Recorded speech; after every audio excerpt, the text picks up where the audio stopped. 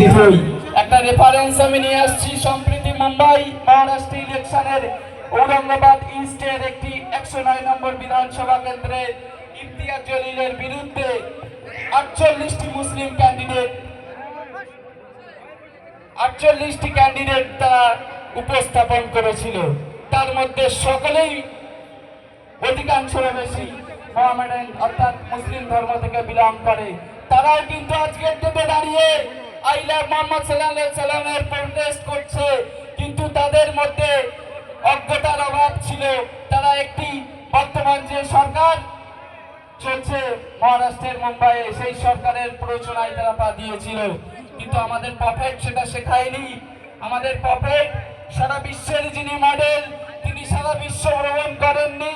মক্কা এবং মদিনার মধ্যে কাজ করেছেন, 100 কিলোমিটারের মধ্যে কাজ করে আর সারা বিশ্বের মডেল হয়েছে। আমার ইয়ং জেনারেশন, আমার যুবক ভাইদের জন্য আমার মেসেজ, আমাদেরকে মডেল হতে গেলে শুধুমাত্র কদমগাছির বুকে যদি আমরা কাজ করতে পারি তাহলে আমরা মডেল তৈরি হতে পারবো। আমাদের বর্তমান সমাজ একটা সেন্ট্রাল লিডার অর্থাৎ হযরতে ওমর ফারুকের মতো লিডারের অভাব বোধ করছে। তাই এই ক্রিম সোসাইটি, এই মুসলিম উম্মাহ হযরতে ওমর ফারুকের মতো যে লিডার তৈরি হবে তার সঙ্গে থাকার জন্য আহ্বান জানাচ্ছি আজকের এই মঞ্চ থেকে। সকলেই আমরা এই মঞ্চকে একত্রিত করব এবং সকলকে আমি মেসেজ একটাই দেব, বর্তমান সময় ইসলাম হচ্ছে বিশ্বের সবথেকে হ্যান্ডসাম একটা ধর্ম। তাই এই ধর্মকে এগিয়ে নিয়ে যাওয়ার জন্য আমাদের নবী প্রফেটের দেওয়া সুন্নাহ মেনটেন করতে হবে, সিরাতের পথকে অনুসরণ করতে হবে, মহান রব্বুল আলামিনের 99টি নামকে প্রশংসা জানিয়ে আমাদের এই অনুষ্ঠানকে সাধুবাদ জানাতে হবে। এবং আমাদের, আমি তথ্য শেয়ার করলাম, সময় যেহেতু খুবই কম, আমাদের করণীয় কি থাকবে? করণীয় এটাই, আমি একদম শর্ট করছি। আমন্ত্রিত অনেক অতিথি রয়েছেন, পরবর্তীতে আমরা অনেক বক্তব্য দীর্ঘায়িত করব। আমাদের করণীয় এটাই হবে, বর্তমান সময় যুবক সমাজ, নবীজির দেওয়া যে সংগঠন হালাফুল ফুদুল, সেই ইয়ং জেনারেশনকে একত্রিত হতে হবে।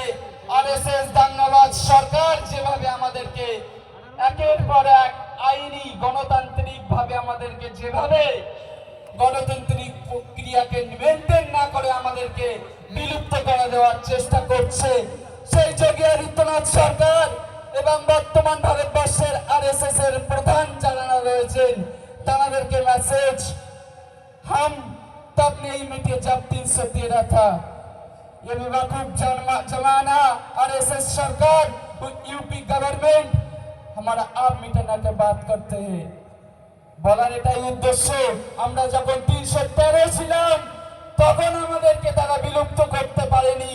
আর বর্তমান সরকার আরএসএস দ্বারা পরিচালিত দাঙ্গাবাজ সরকার আমাদেরকে কিভাবে তারা বিলুপ্ত করবে, এই মেসেজটা প্রত্যেকের মধ্যে ইনক্লুড করে নিন।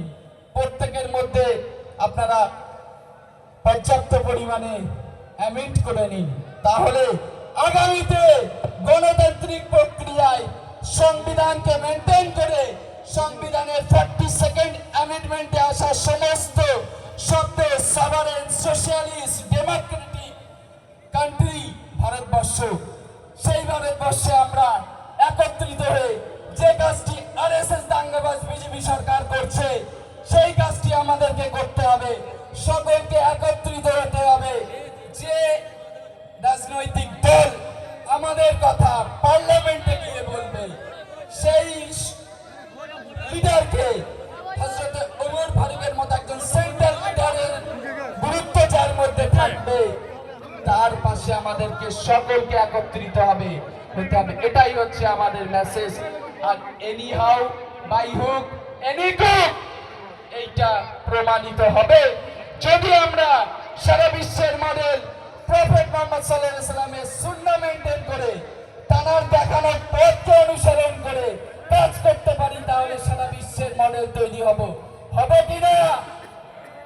একদমই। আবারও বলছি, আমন্ত্রিত অতিথিগণ এখানে রয়েছেন। আমার বক্তব্য আমি দীর্ঘায়িত না করে আপনাদেরকে আমার হৃদয়ের মনিকতা থেকে মেসেজ এটাই দিয়ে যাব, শূন্য থেকে এসেছি, শূন্যে মিশে যাব, নিষ্পাপ হয়ে জন্মেছি, পাপী হয়ে মরব। যতদিন পর্যন্ত বেঁচে থাকবো সুন্নাহ মেনটেন করে কথা বলবো।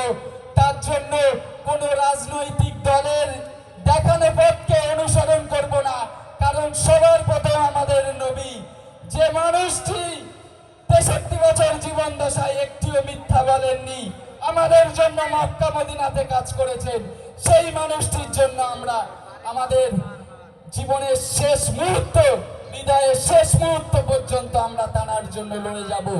একাধিক সভা তৈরি করব, একাধিক ধিক্কার সভার পজিশন আমরা ক্রিয়েট করব, কিন্তু নবীর বিরুদ্ধে কথা বলার সাহস যাতে কোন সরকারের তৈরি না হয়, তার জন্য এখন থেকেই আমাদেরকে একত্রিত হতে হবে, সুন্নাহ মেনটেন করে, গণতান্ত্রিক প্রক্রিয়া মেনটেন করে এবং সংবিধানকে মান্যতা দিয়ে।